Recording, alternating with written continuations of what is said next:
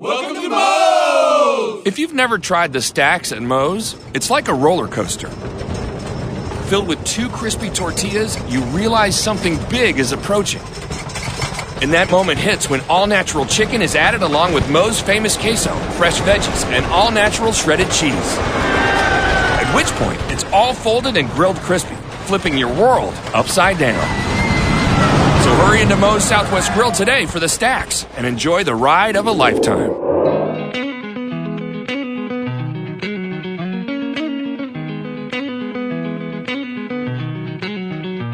We are in the circle, NorthJerseySports.com's original multimedia series talking all things softball here in North Jersey.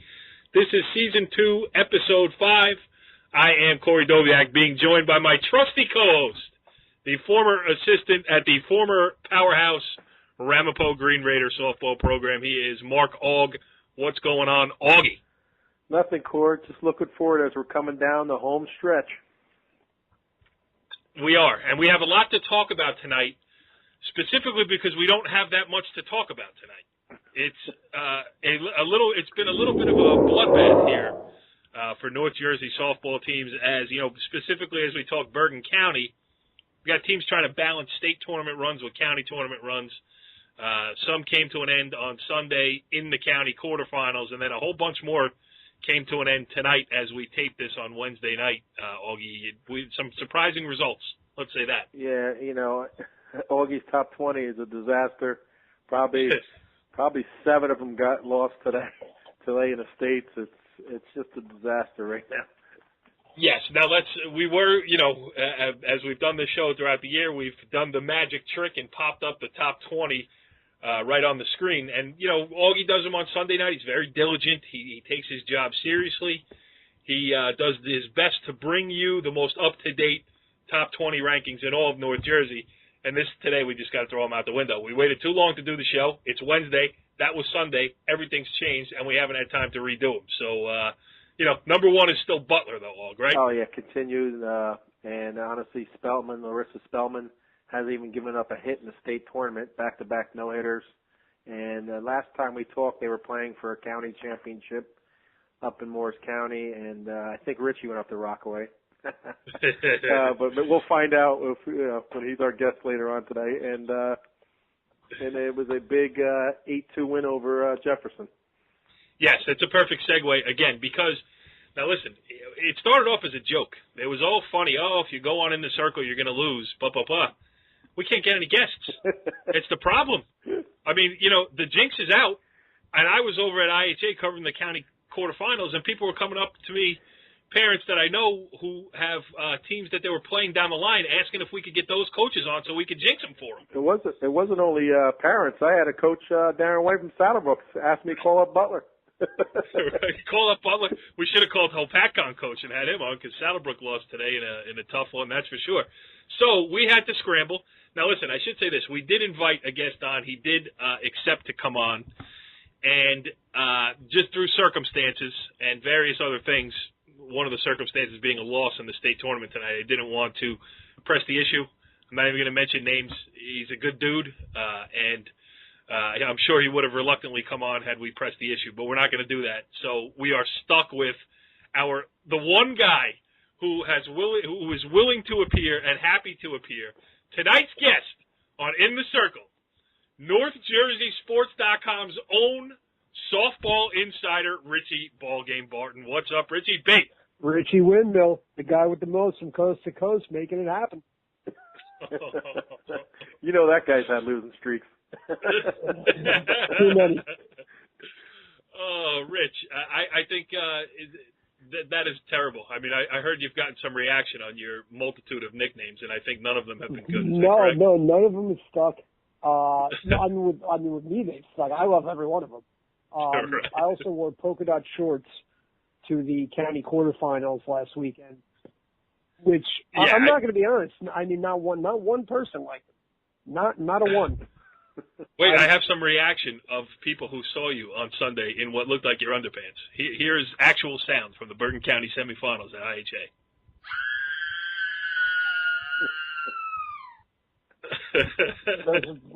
Sound familiar, Rich? Screams of joy. I looked great. My stem bore out. It was a nice day.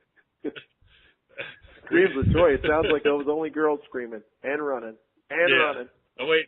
Here's more sound.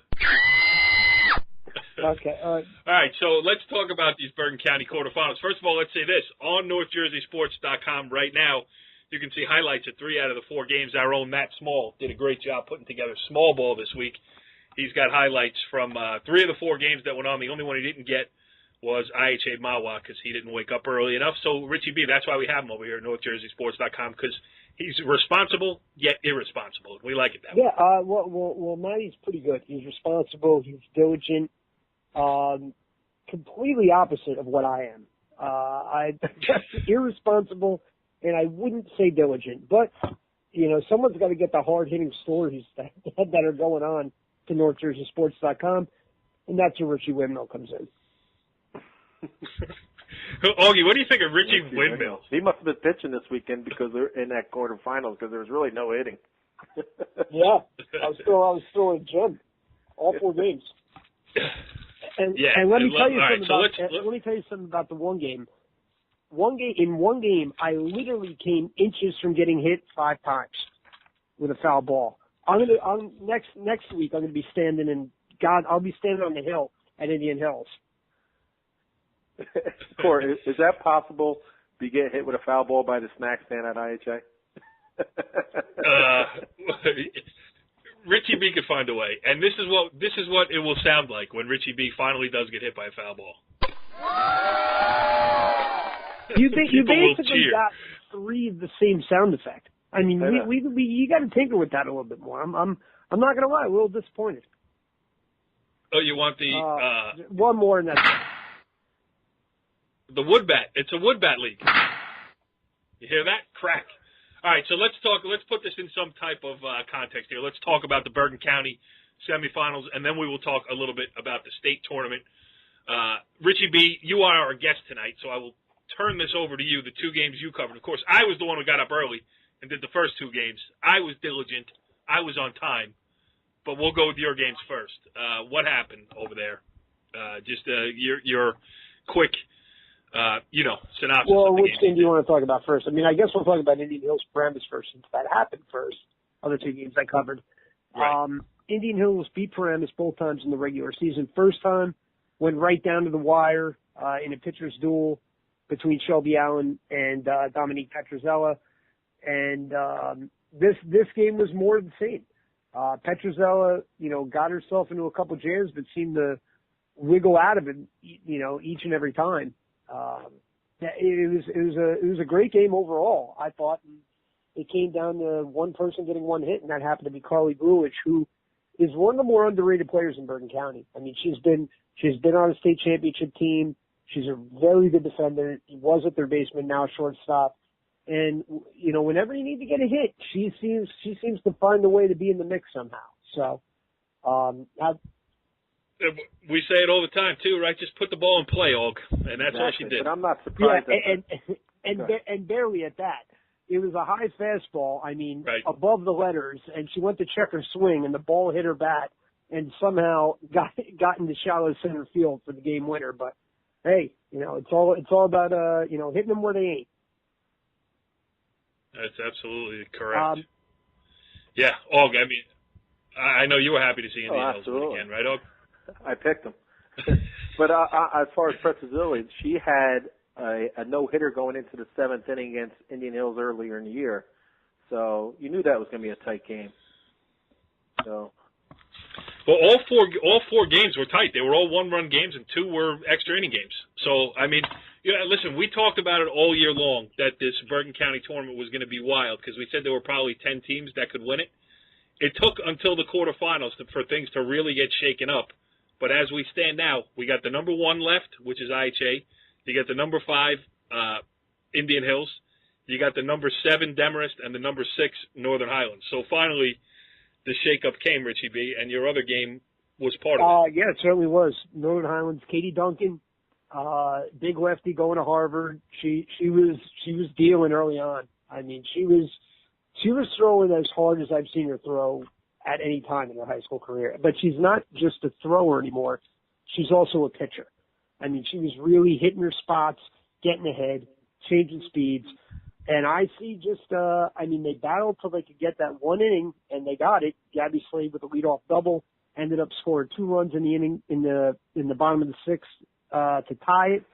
But in the 8th, Highlands got a run across Fiona Wally, slid underneath the tag on a play at the plate, and Duncan was able to close it out with the tying and winning runs in scoring position. So, I mean, that was an interesting game to watch because it didn't seem like they were in it for most of the game, and all of a sudden they tied it. And then when Highlands went ahead, you thought Duncan was going to shut it down, and I see he was 1 hit away from winning it. So, but hats off to Highlands. It's a big win. Tough loss today, but they've got as good a shot as anyone to win it.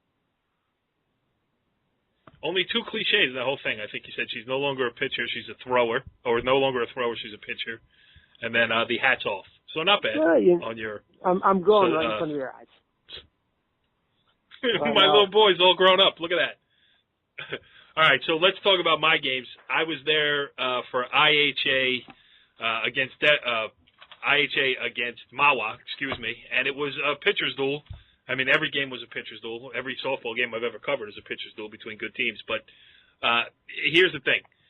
Kadley Kudlasich, I believe that's the way you pronounce her name, the freshman for for IHA, 18 strikeouts in the game. And in a county tournament game, you got to get the ball in play and force the defense to make some decisions, make some tough plays.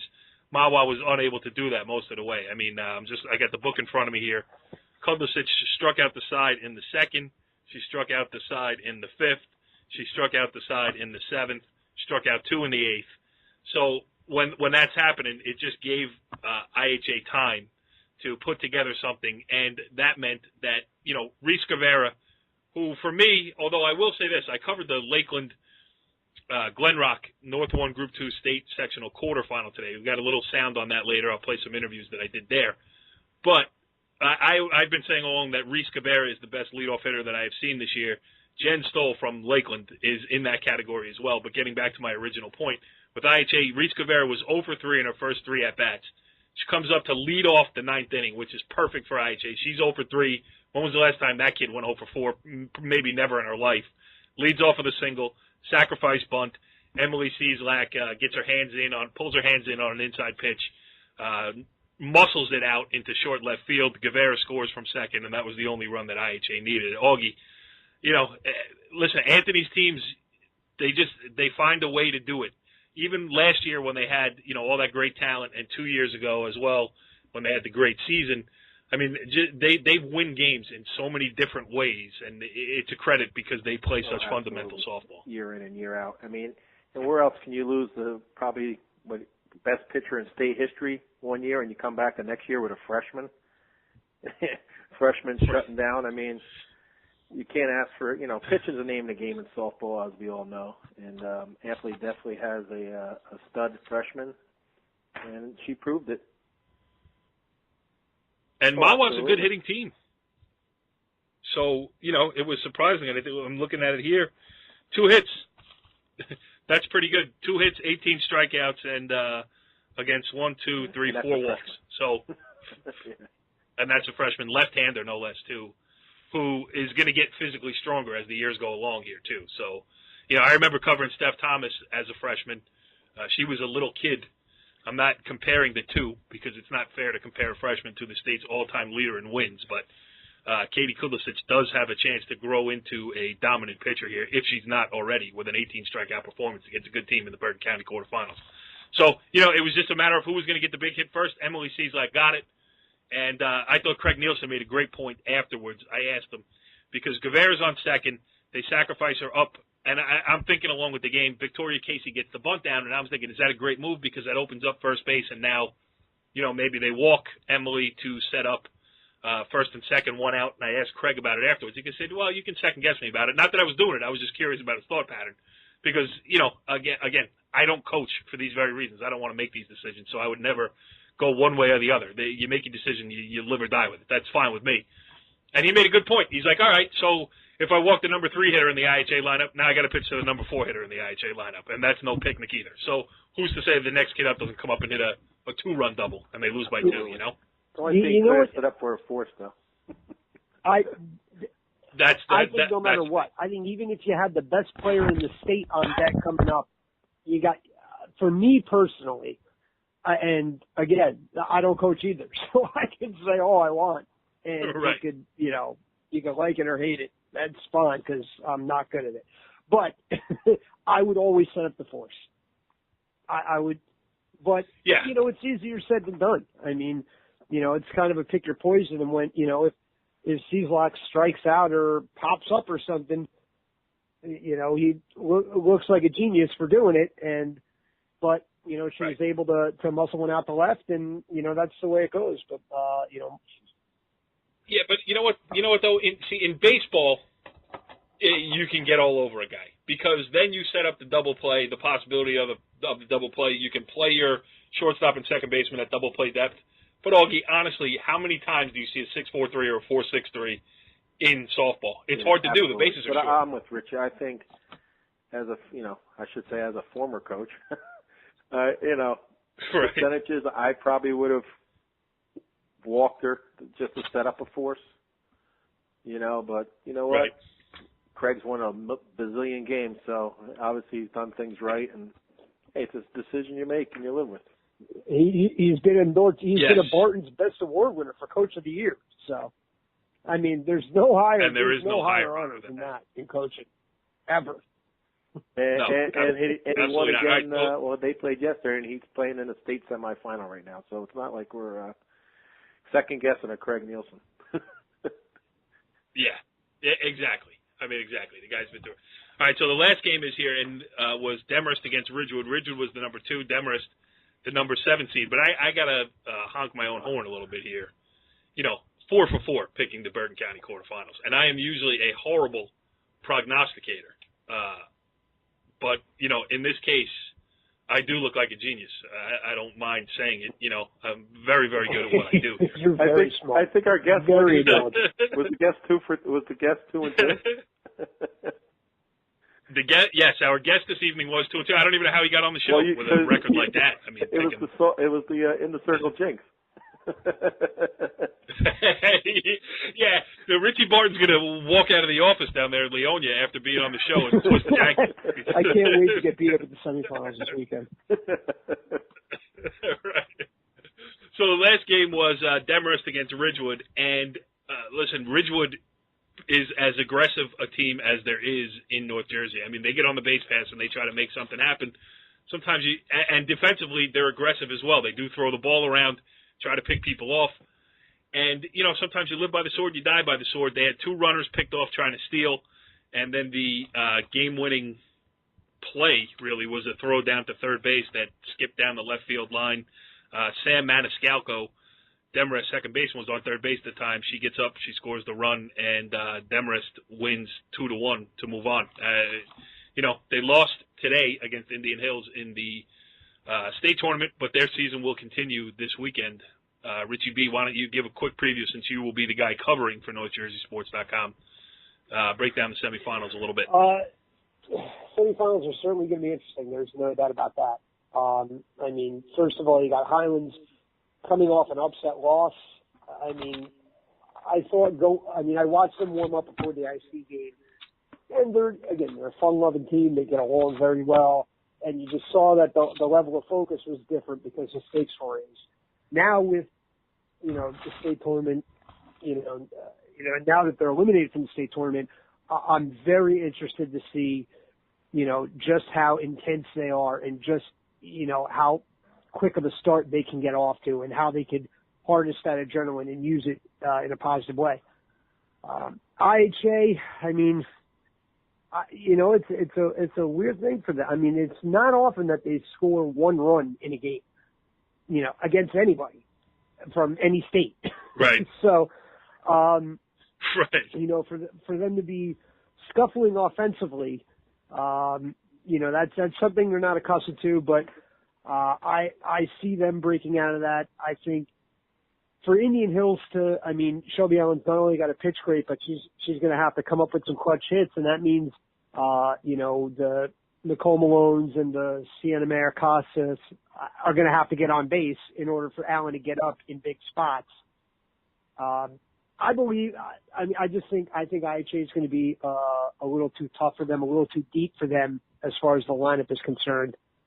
But I think that other game, between Highlands and Demarest, I mean, you got two teams that are just trying to keep their season alive. They're going to be incredibly hungry.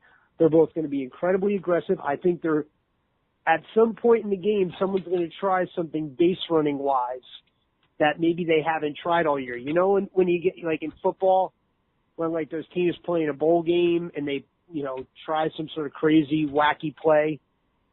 I think one of these teams is going to try a play like that in a big spot, and it's going to be a difference in the game, good or bad.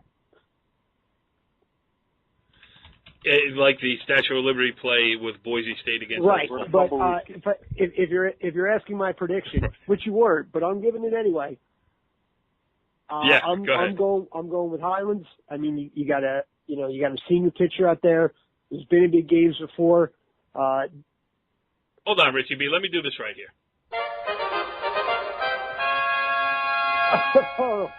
Now proceed. King Richie Ballgame in the house. Down to the Lord. Highlands 3-1. IHA 4-1. All right.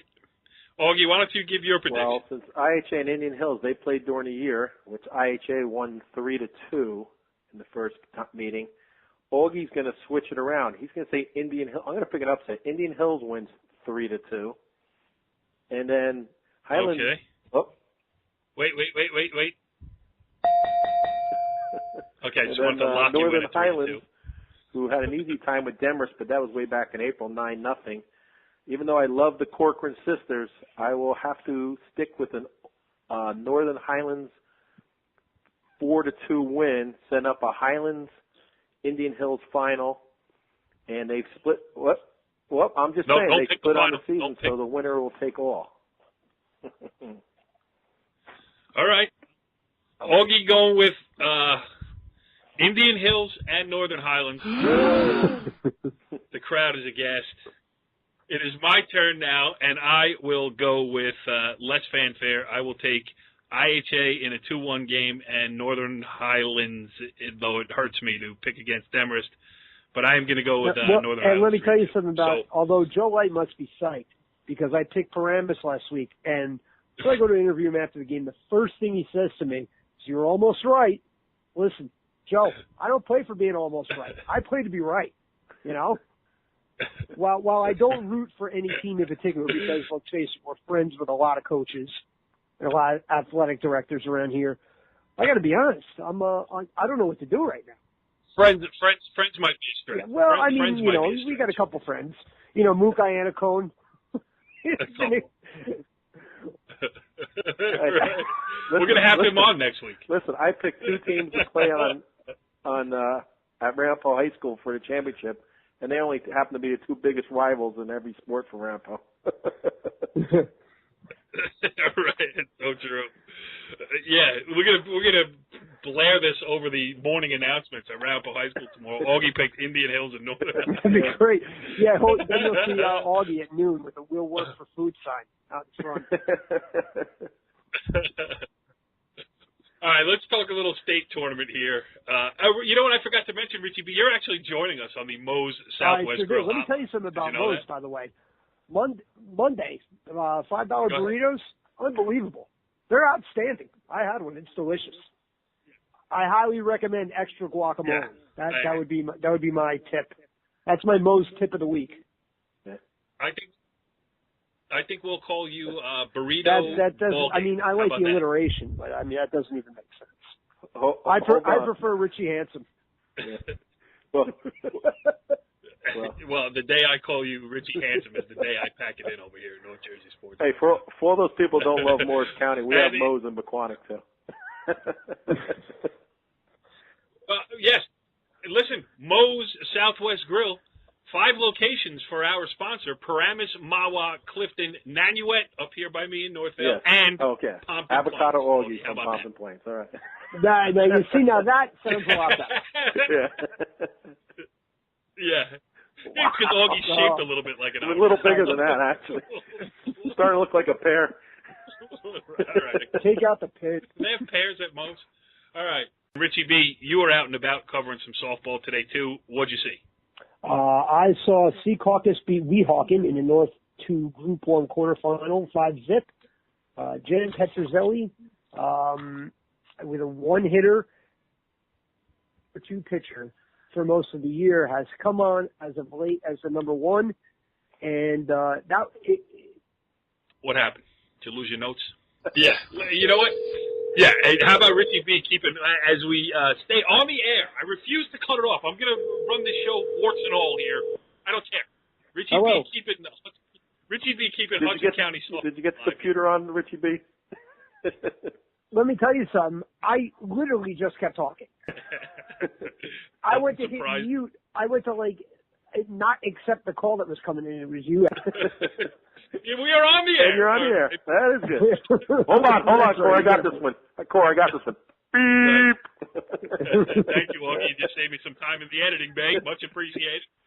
All right, Richie B. So, Sea Caucus beat Weehawken. And, Augie, how about Richie keeping Hudson County softball alive? Oh, yeah, because his other team there, North Bergen, got beat pretty bad today by Morris Knowles. Oh, so Richie, that. Are we back on the air for real? Or yes. Yeah, absolutely. All right. So, am I talking about Sea Caucus still? Yeah, let's talk about it. Let's hear about the game today. All right. Well, Jen Petrozelli getting a lot of airtime here. All right. Here's the summary. She threw a one-hitter, junior lefty, kept him off balance. Sea Caucus scored 4 runs in second. Only 1 RBI of the game, Brielle Mattiella's RBI single. Sea Caucus takes on Ridgefield in the section semis. Ridgefield beat him twice during the regular season, but the second one was close, and this one's on Sea Caucus' home field. Both teams are senior dominated, so it should be a lot of fun. Yeah, and I understand you got yourself in a little bit of trouble down there. Now you're going to take a beating in a 3-point shooting contest. Is that correct? Listen, I'm not scared. Julia McClure, Andy Lennon, I mean, she's got a cast on her wrist. And she's like a foot tall. I'm not worried about her. Kendall Caruso gets a little yappy. Okay, we'll see what happens. I'll be down there, in shorts, and maybe like a Larry Bird jersey or something like that. I'll be ready to go. Yeah, I think Andy Lennon is wearing the cast just because she's scared. She's not really hurt. Yeah, no, she's definitely not hurt. She's just playing it up because she knew it was going to happen once I showed up to her. Augie, what else? Why don't you take us home here? What else we got left? Well, unfortunately, a lot of heartbreakers today for around our area. Saddlebrook, Darren White went all the way up to a pack-on. Tried to get Richie to go. Had a 3-2 lead going into the bottom of the 7th. Unfortunately, they gave up 2 runs and lost a pack-on 4-3. You had another shocker. How about this one? Here's what this is how crazy it is. Hackensack, who goes into the tournament at 6-18, is now won back-to-back games and is in the semifinals of Group 4 at 8-18. That's crazy. Great story. They're gonna be 500 before the season. They're gonna be a state champ at 10-18, but no. Yeah. But no. Well, it just goes to show you, though. You know what that goes to show you? They play. They play in the Big North. They're playing every good Bergen County team, and then you get out of it. You get out of the Big North, and you can go make a run because you've seen the competition there, and it's as good as anywhere in the state, day in and day out. So, and North 1 Group 4, let's face it, is not stacked, and I wouldn't even call those really upsets. They were probably 5-5 if they play 10 times with those teams, or maybe even outright would better. Probably say that because one of the teams they opened up beating Kearney, who was the 3 seed. Oh, that hurts. And then turned around and beat Belleville. So. I mean, right, Morris Knowles is going to be a different I Morris think Knowles so. is the strong team year in and year out. I mean, they're the defending section champ, aren't they? Did they beat Richmond? And they have Ridgewood and Livingston on the other side of the bracket, so I don't see them making a championship run. Hey, but hats off to them. Second time I used that. But them, them getting this far Hold on, let me get my cliche air horn. You know what? Forget it. All right, Og, what else you got in there? Well, unfortunately, Highlands, we talked about it a little bit on the county. Highlands suffered a 1-0 loss to Sparta today. Midland Park, another tough one, lost 1-0 to Verona. It was just a bad day for North Jersey, basically. Augie.